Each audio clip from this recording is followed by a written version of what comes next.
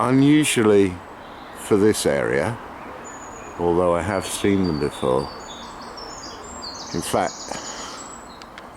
I've had a greater spotted on the feeder, but I usually hear them over in Telegraph Woods, which is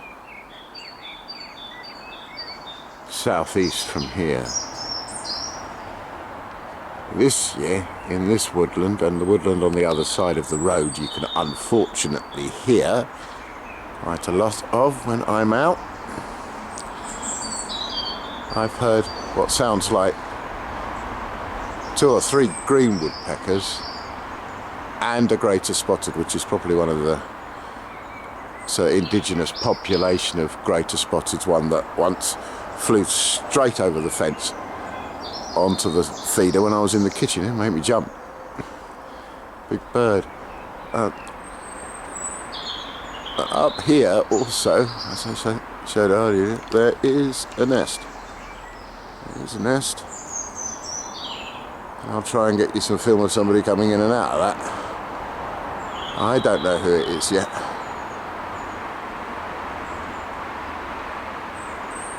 But the nuthatches have absolutely adored feeding on the fuchsia that I newted up and showed some pictures of. How the newts have affected the colour. Well, where the fuchsia produces this bark,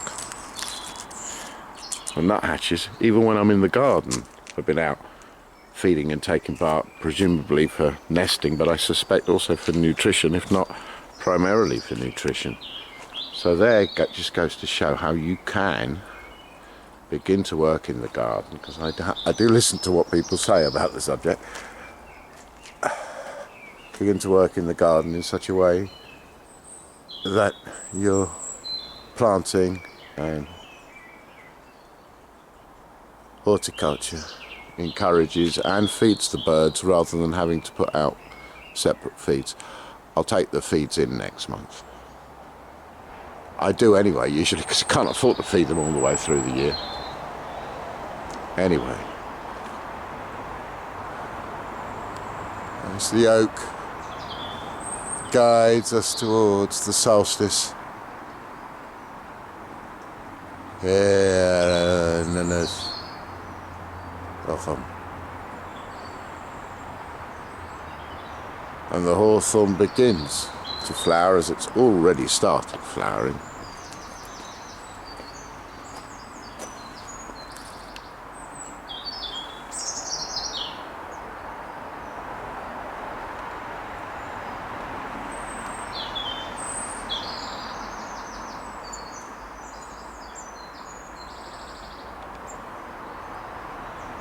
Ah, the road. Yeah.